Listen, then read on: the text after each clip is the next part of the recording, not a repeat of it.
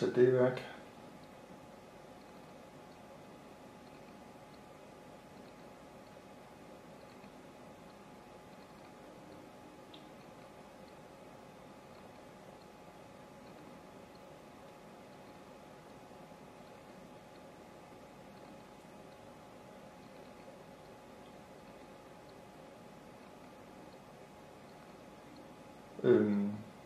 XBMC og RaspBMC er det, der hedder CIC-kompatibel. Det vil sige, at har man et CIC-kompatibelt fjernsyn, så kan man også styre sit Raspberry Pi XBMC build med fjernbetjening fra sit CIC-kompatible fjernsyn. Godt. Som man kan se, så kører menusystem og så videre ganske flydende. Der er ikke nogen delays eller noget, men som man kan se nu her, så er billedet for stort, så det skal vi have gjort noget ved først. Det gør man ved at gå over under System, og så ned på indstillinger. Og så skal vi klikke op en gang, så vi kommer til system, den aller nederste.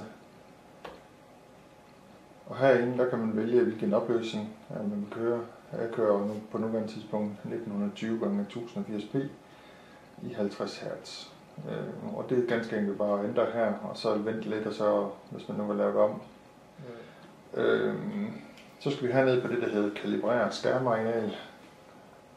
Der klikker man på. Så kan man nu på nuværende tidspunkt kan man bruge piltasterne, eller kan man bruge en mus. Hvis man bruger musen, så kører man ganske enkelt musen op i venstre hjørne og tager fat i venstre hjørne og siger, det er det der er venstre hjørne, og ned i højre hjørne og tager fat i den og siger, det der er i højre hjørne. Og så herinde i midten, der kan man også indstille, hvordan det ser ud. Aspect ratio, pixelforholdet. Hvis man har en speciel type skærm, jeg ved ikke lige hvordan. Hernede i bunden, der kan man sætte, hvor man vil have sine undertekster.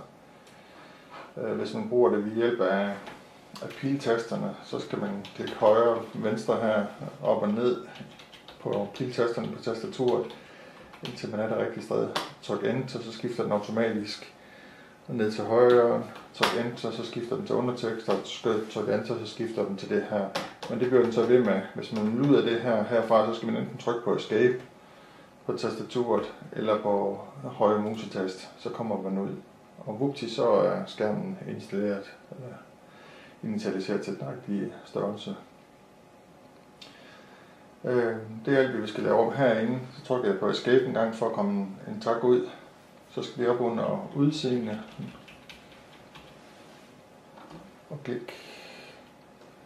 Og vi skal ind på, man kan vælge et andet skin, hvis man har lyst til det, men det giver selv eksperimentere med. Så skal vi ned på international, fordi vi skal have lavet tiden om, fordi klokken den er på nuværende tidspunkt 12.36. Det har den ikke selv lavet om. Nå. Det vi sætter til, der var den. Vatican City.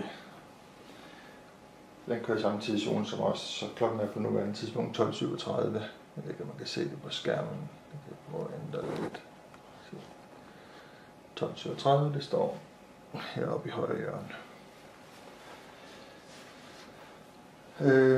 Og så er der en ting mere, man kan sætte op. Så trykker jeg på Escape for at komme ud af det her. Det er, at man går ned under tjenester. Og så ned under det, der hedder Airplay. Hvis man har en Airplay-kompatibel enheder, f.eks. iPad eller iPhone eller ens computer, så kan man ved hjælp af XBMC også få vist sit Airplay-indhold oppe på skærmen via Raspberry Pi og XBMC. Man kan sætte kode på, hvis man har lyst til det. Det gør jeg ikke lige på nuværende. Godt. Så langt så godt. Nu er vi faktisk færdige med opsætningen. Jeg snakkede lige før om, at man skal bruge serienummeret på sin enhed. Fordi man skal have de her MPEG-2 og VC1 licenser. Det gør man her under systeminfo. Den fortæller lidt om diverse ting, hvad opløsningen den kører i, og hvad framerate den kører med i øjeblikket hardware. Og her står serienummeret, som man skal bruge inde på Raspberry Pi's hjemmeside, når man skal købe licensen. Fordi de hænger sammen.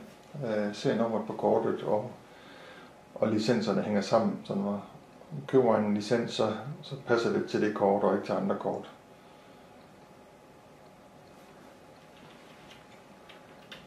Så skal den kunne køre PVR, altså optage video og så videre, men det er ikke noget, jeg har eksperimenteret med nu, fordi jeg har ikke nogen tuner, der er kompatible lige nu. Så har jeg over under programmer. Jeg går over under programmer, og så klikker jeg ned en gang, så det bliver lige blå rundt omkring. Det er Raspberry MC settings. Det er, hvis man har købt med XBMC på sin computer, så er det anderledes, hvad det er i forhold til det på computeren. Det er noget, der er decideret beregnet til Raspberry MC, som vi er på her. Den klikker jeg nu på, og så kommer vi ind i den lige om lidt. Herinde, der kan man også gå ind og ændre sit netværk. Hvis man har USB-dongle, så kan man sætte det op her, og hvis man vil give den fast IP-adresse eller så videre. Så gør man herinde. Så kan man køre over nogle nightly builds, og det har været nødvendigt indtil nu, men nu kører vi Foto 12 som den nyeste, men hvis man vil ind og installere den nyeste nightly build, så kan man gøre det herfra. Jeg viser lige hvordan. Man klikker ganske enkelt på Enter, og så installerer man den version, som man nu gerne vil have. Det er på det nuværende tidspunkt ikke nødvendigt, fordi at vi kører med den nyeste version. Og man kan også risikere, at når man gør det, at man får installeret noget, som rent faktisk kører mere ustabilt. Så det går jeg lige ud af igen. Så jeg installerer den ikke. Man kan også herinde for at gå ind og skifte mellem forskellige versioner af Raspberry MC. Men lige i øjeblikket, der har vi bare den nyeste, så der er ikke grund til at gøre noget som helst. Så er der noget system for konfiguration. Og der kan man lave passwords, som man skal have password på for at gå ind og lave det om. Man kan lade den her være tændt, så opdaterer den automatisk og diverse andre ting. Men her kommer det mest vigtige. Det er her, man skal teste sine licenser. Når man så gør det, så trykker man bare på Enter, og det her tastaturet kommer til sin ret, fordi her skal man så taste koden ind, som siger noget i stil med 0xe 4242 osv. Og når man er færdig med det, så trykker man på Enter, så den er færdig, så kommer licensen til at stå efter teksten her. Nu lige præcis det kort, jeg har kørende her, har jeg ikke licenser til. Jeg har et andet kort, hvor min licens bliver på. Herinde kan man gå ind og slå overscan fra, det er så ikke nødvendigt. Så er der den, der hedder Performance Profile. Der kan man enten manuelt gå ind og overclock sin kort, eller man kan gå ind og sige, jamen jeg vil gerne have, at den skal køre med super fast eller normal overclocking. Jeg har fundet ud af, i hvert fald mit kort, det fryser jeg til, når jeg kører super, så jeg har min stående på normal. Man kan også gå ned og overclock enkelte ting manuelt. Jeg tror, man kan køre super, hvis man køber nogle, for eksempel på den kinesiske eBay, køber nogle køleklodser og sætter på til 20-30 kroner. Men altså, det har ingen indflydelse på afspilningen af videoen, så fast er hurtigt nok. Hernede kan man sætte op, om den skal køre cronjob, som den skal køre TV headend, og det er det, man skal bruge, hvis man skal have den til at køre noget PVR. Så klikker jeg OK, og så siger den heps, du har lavet noget om, vil du genstarte? Jeg har sagt, det vil jeg gerne.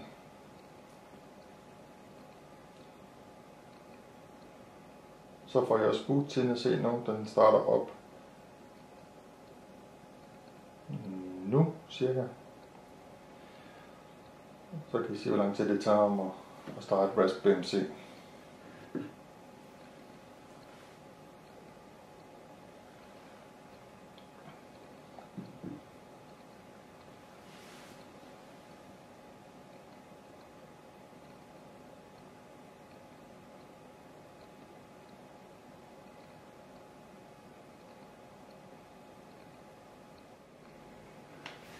Godt. Det man gerne vil med sin Raspberry Pi, Raspberry MC, er vel at se video.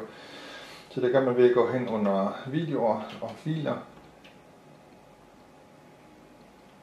Og filer igen. Og tilføje video. Så går man over under gennemse. Okay, her er alle kilderne til, man kan hente forskellige fra, man kan hente NFS og rådfilsystemet, som er på selve USB-pinden, tror jeg det er, eller SD-kort, jeg er faktisk ikke sikker. Og Windows netværk. Den har det med at drille lidt, men nu prøver vi se, om det virker. Godt. I første omgang virker det i hvert fald. Michael PC er mit computer på netværket. Og jeg går ind og skal se, på den her lige nu, der har jeg delt på min Windows PC, har jeg delt en film og en film 2. Og det vil jeg gerne have vist som film. Så det jeg gør først, det er, at jeg vælger med Enter-tasten, vælger jeg film, så vil jeg have brugernavn og password. Det fortæller jeg den så.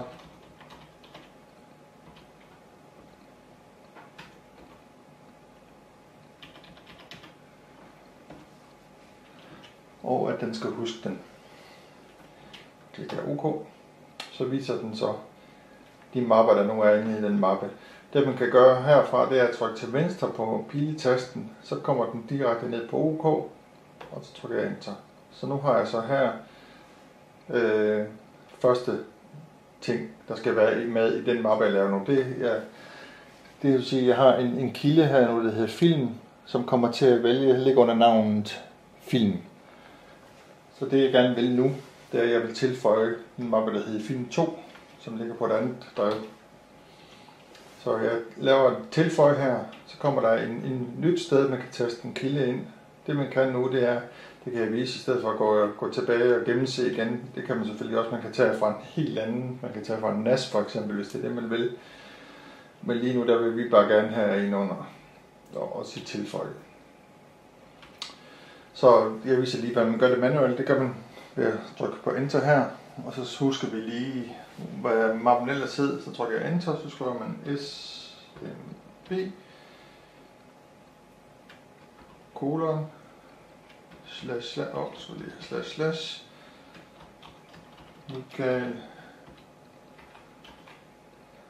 PC slash film 2 slash og færdig.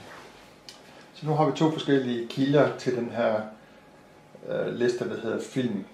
Og så går vi ned på OK og trykker OK. Det vi så skal vælge nu, det er, at vi skal vælge en scrapper. En scrapper er en, som går ud og kigger, hvad har du egentlig af film, og går ud på, i det her tilfælde,